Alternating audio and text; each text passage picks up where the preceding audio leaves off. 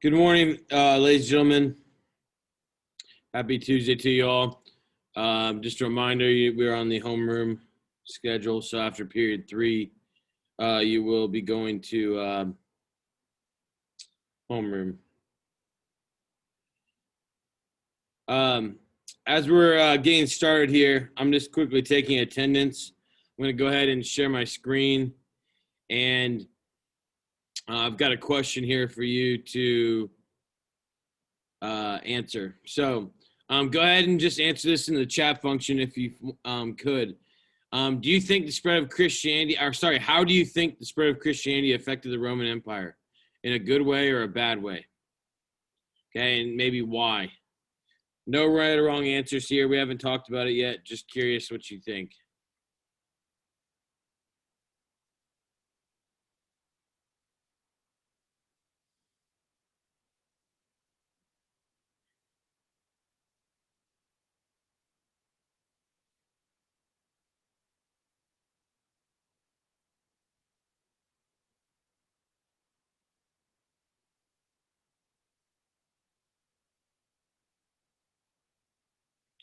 Again, how do you think the spread of Christianity affected the Roman Empire? Based on the videos you looked at last week, based on prior knowledge and just the notes from last week and how the empire grew. Take a guess.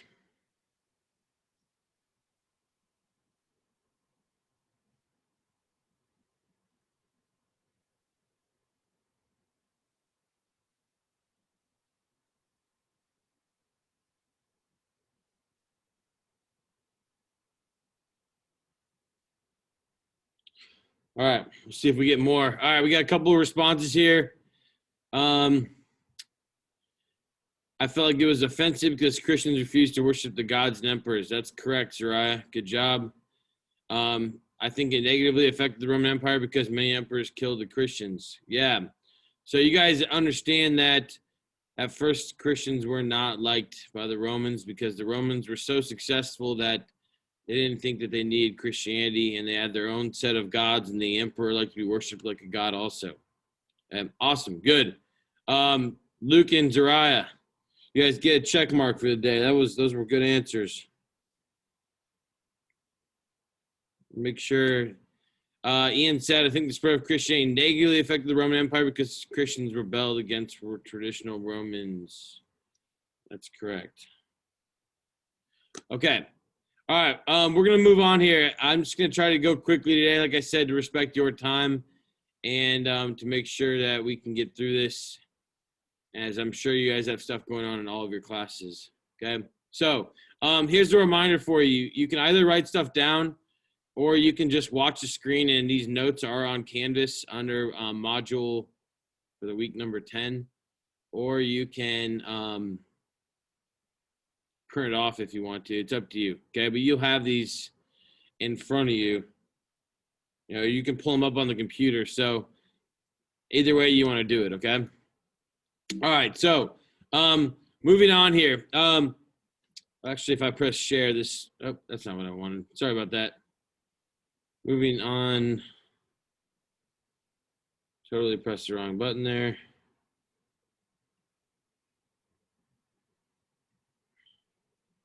There we go. All right, so if you guys remember right, Octavian Augustus defeated Mark Antony. We talked about it last week in Cleopatra, and that's when Rome would usher in, kind of have a 200-year period where it was known as the Pax Romana. Okay, and again, that's maybe a word you want to jot down. Okay, the Pax Romana was 200 years where, even though there were some crummy emperors, they had pretty much 200 years of peace. Okay, and this ushers in kind of a different government, and it became a tradition then for the emperor to be the head of the government, and then he sets up what's called a civil service to administer the empire. So basically, he picks all of the people who help take care of the empire. And It's a little bit similar to Han China and the civil service they had there, except people didn't have to pass the test. They just had to be loyal to the emperor. So this is when Rome becomes glorified with all these beautiful buildings, and each emperor subsequently tries to outfancy the other emperor before him in trying to make Rome the prettiest and most architecturally sound building or city in the world. So that's the Roman Forum. If you ever get a chance to go there, it looks kind of like a piece of junk today, but at the time, okay, and if we get a chance to watch some of the Gladiator, like they have miniature depictions of the city of Rome, and would look arguably prettier than any city that we have in the United States today. All right. One of the things the Romans were known for is to have large cities. You had to be able to get water, fresh water into long cities, fresh water into large cities. And so the Romans had 11 major aqueducts. The longest one was 59 miles long. And there are a series of arches and columns. If you look on here, and you guys watched the video, I think. They had a special system of making these where there was a little trough in the top, and it ran just slightly downhill so that they could bring water from a higher elevation to a lower elevation and get water into cities that were close to the sea or close to sea level. I mean, I think you guys know how important having clean water is. Just look at instances in the United States of late, like in Flint, Michigan, where they had, sewage getting into the water and chemicals. 2,000 years ago, to be able to have these sizes of cities is amazing. I mean, we still copy this aqueduct system all over the world to this day. You can find aqueducts in South America. The Spanish built them when they took over the Inca and the Aztec, all over the place. Okay. Roman domes. So the Pantheon wasn't the first dome ever made, but it's probably the most famous. 142 feet long and 72 feet high, and you guys can see they used the heavier materials on the bottom, and then when they got towards the top of the dome, they used like pumice, which is a type of volcanic rock that's real, real light, kind of airy. And so that's why they were able to create this building. As you guys can see, it's all natural light, and the floor actually sloped downwards like this, kind of down. So then what you ended up with is like when it rained, all the water would go into a grate that was in the middle of the floor. And this was originally built like as a monument to the gods. Then over time, it became a Christian church, and now it's basically just a museum. Still is a church, actually. I think I have worship services there, but the first king of Italy, Victor Emmanuel I, is buried in there. A guy by the name of Raphael Sanzio. Maybe you've heard of Raphael, not the Ninja Turtle, but the painter. He painted the School of Athens, which we'll talk about when we talk about the Renaissance. And his grave is also in there as well. It's pretty cool. All right. The Colosseum. Okay, this is just outside the Forum. Like if you walk down the Forum, which was where the Senate was originally and where all these emperors had to make arches and different monuments to their victories, was this large building that the Romans used for entertainment purposes known as the Colosseum. Okay, here's a picture on the outside what it looks like today. You can see on like half of it is missing the top because it kind of weathered over time. And then if you look on the inside, it just kind of looks like a blank, disheveled rocks because when they built the huge Christian church that's in Rome called St. Peter's Basilica, they took all of the gold off of the Colosseum and they moved it to St. Peter's. And when I show you guys pictures of that at the end of the semester, you're going to go, holy cow, that makes sense now because the whole thing looks like it's made out of gold. So gold would have been ordained all over this place. It sat over 50,000 people. Some people say over 70,000. They had the ability to make it like a roof over the top of it. They had ability to flood it if they wanted to do battles that were like naval battles. Obviously in the bottom, I don't know if it's, can't see it, but today there's a floor over this part right here where the original floor would have been, and they kept animals underneath there They kept slaves underneath there that would fight gladiators. And a lot of you answered it correctly on your intro from last week, or from the web quest from last week. But what does this say about their culture? Well, they definitely enjoyed violence and death, and they didn't fear death like other civilizations had in the past. All right, moving on. This is pretty cool, and if you go to Rome today, you can see the Via Appia, the Appian Way right here on the left-hand side. But if you look, it just looks like this dirt patch that, and like people just walk by and have no clue what was actually there. But this was known as the Circus Maximus, and it could fit up to 150,000 plus spectators. Okay, where they would use chariot races there, and this was a kind of a form of bread and circus, because imagine 150,000 people every day going to watch chariot races, betting, making money, and not realizing that they didn't have a job and that they were never really going to go anywhere in life, but they were entertained. Okay. Ooh, got a question. Oh, Francesca, nice. So you know what I'm talking about. And Francesca says she's been there. If you've been there, you kind of know the kind of feel, the little tour I'm giving right here, actually. All right, so during the Pax Romana, and basically by the time Jesus Christ of Nazareth was born, look at the size of the Roman Empire. Okay, you can see. I guess it's hard to explain. There's so many different culturally important places that they took over and that they governed. That's one of the reasons why they're so famous. And they also then spread their law code and their government over all these areas. And today, and they spread language, Latin and Greek. And today, Italy, Italian, Spanish, French, Romanian, what am I missing here? Are all languages that were based off of Latin, which is what the Romans spoke. Okay, so that's going to bring us to the rise of Jesus Christ of Nazareth and Christianity. So, one thing. So I showed you the Roman Empire at its greatest extent. If you look, Roman roads traversed across the entire empire, and the importance of these roads was that that's how they used to spread information, and that's how they traded. And they traded goods from all over the place. Obviously, what you trade in Egypt is not the same as what you trade in Britain or in France or in Spain, etc. And so these roads allowed for messages to travel much, much faster.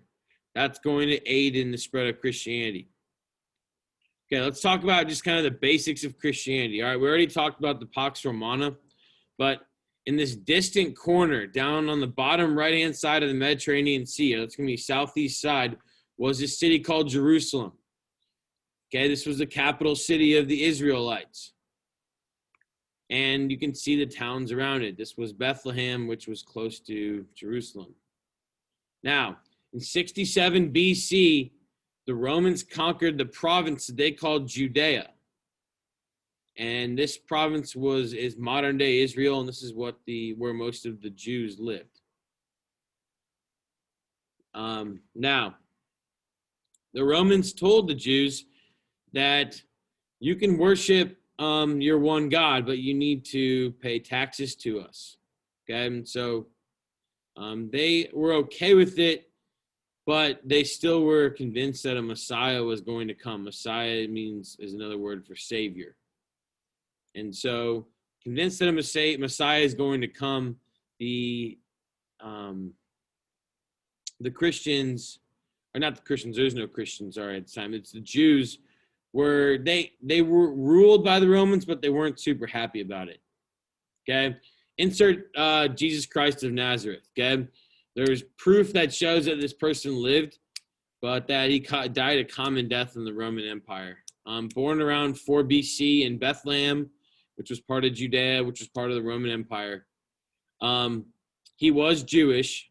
Obviously, according to the Torah, the New Testament, Matthew, Mark, Luke, and John, He was born of immaculate conception, meaning his mother Mary was with child without having had sexual relations with his father, Joseph. At age 30, then he started preaching using parables, which are short stories that prove a message. And he recruited 12 people to help him, mostly fishermen and poor men, known as apostles. Now, when they started to spread the word of God, many of the high priests, like the Jewish priests, thought he was claiming that he was the Messiah, which he said he was. And the Roman authorities didn't like it because they thought he was kind of arousing unnecessary attention. All right, so according to Matthew, Mark, Luke, and John, the Gospels, he was killed. He was ratted out by Judas and killed on a cross, known as crucifixion. And then according to the Bible as well, the first 4 books, Matthew, Mark, Luke, and John of the New Testament, he rose from the dead 3 days after, and eventually after he came back and showed a few people his scars, he was ascended into heaven. Now, people who started to follow his teachings that he was the Son of God, even though a lot of them were Jews originally, they started to call themselves Christians. And he called on the disciples before he died to go out and baptize members of all nations. So he said, it's not just about being Jewish anymore. You can go out and spread Christianity to everybody. And so this is one thing you might want to jot down. Peter used the Roman roads to spread the message to the western half of the Roman Empire. So Peter established Christianity in Rome. That's why the church in Rome is called St. Peter's Basilica. It's the largest church in the world. Okay, so Peter went to the left, west. The Apostle Paul, who probably wrote the most books of the Bible, maybe you've heard of them, like Ephesians, Galatians, Philippians. Those were all Greek towns that he spread Christianity to, the message of God. And I remember I've been to Athens a couple times, and there's a rock that he's standing on. It's called Preacher's Rock. And Paul stood there and preached to the people of Athens that they needed to get rid of their old gods and follow the one true God, and Jesus is the Son.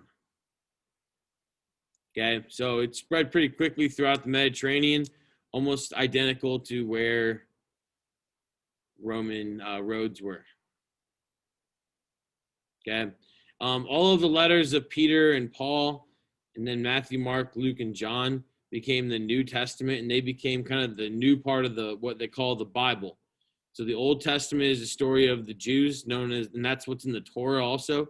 And the second part became the New Testament. So Old Testament and New Testament make up the Bible.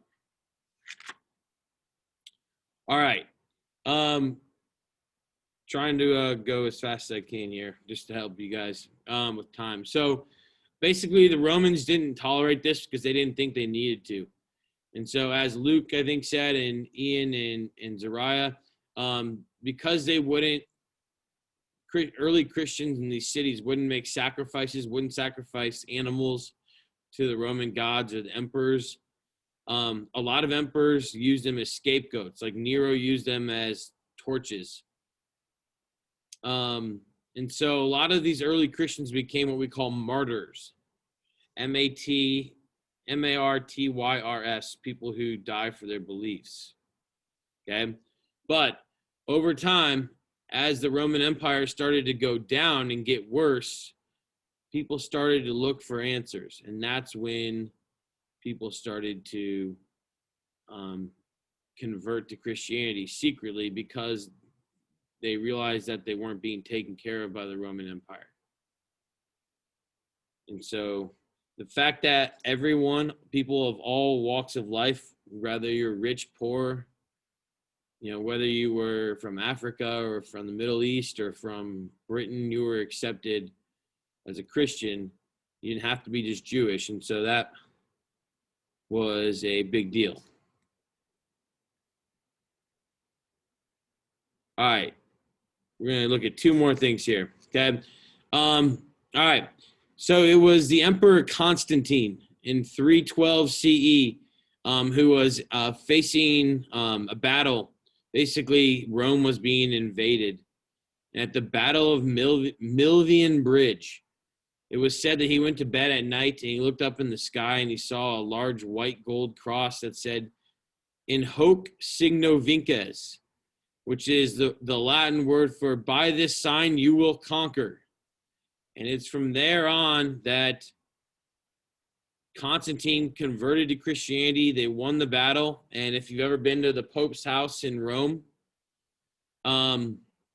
they actually there's a painting of this white cross in the what's called the Papal Apartments, which is right by the Sistine Chapel, where like I said, in the Pope's living quarters.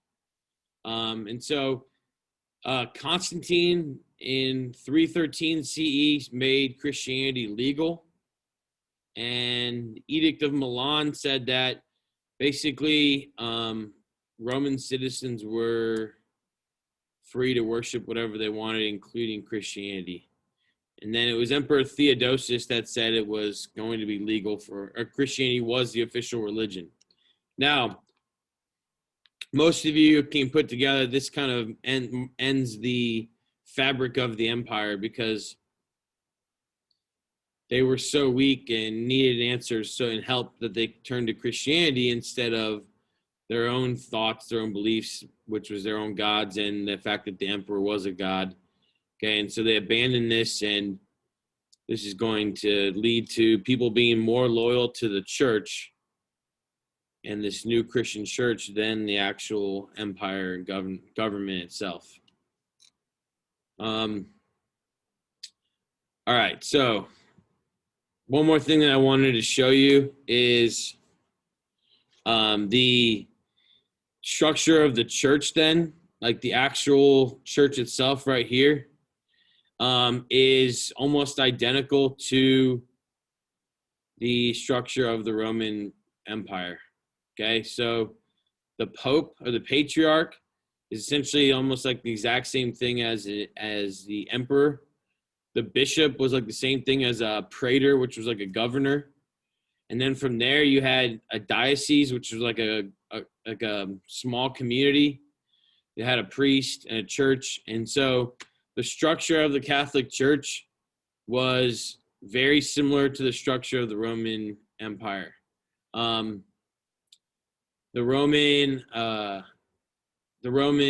Christian church, like all of the services were in Latin. The official language was Latin. And so a lot of people will say, even though the Roman Empire fell, they say it was because it didn't ever really fall. Like it still is around today, but it's around in the Catholic Church because the Catholic Church is so similar to the Roman Empire.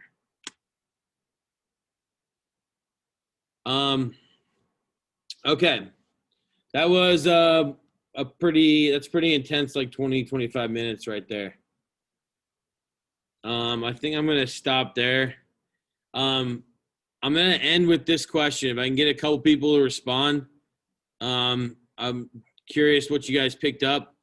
So if a couple people could tell me, how did Christianity spread in the Roman Empire? You can either unmute or raise your hand if you want to in the participant function, or just throw it in the chat function. Your call.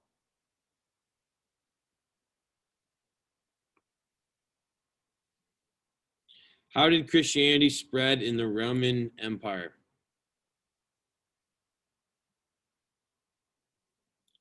All right, we got someone in the chat function here.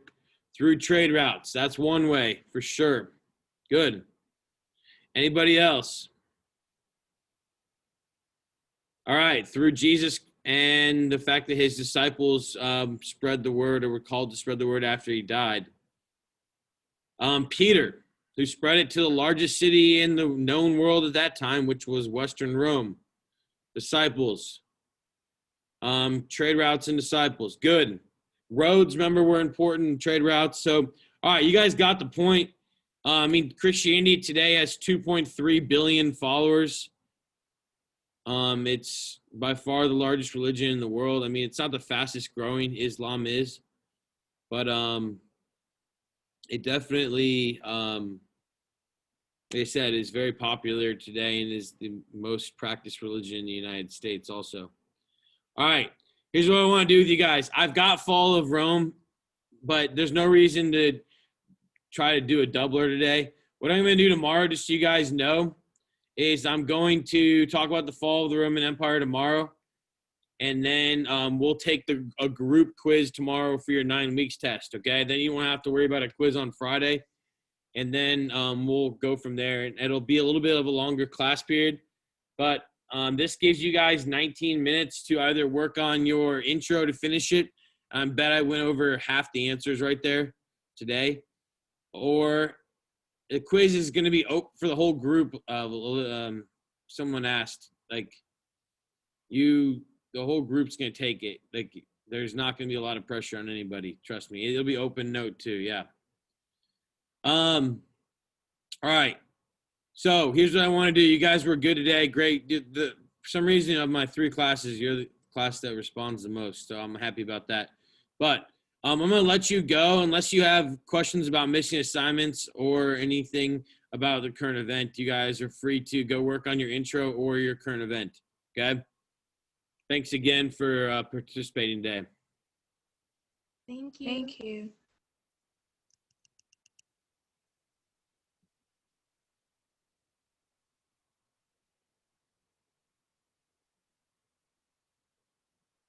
Kanan, how are you doing? Oh, you're gone.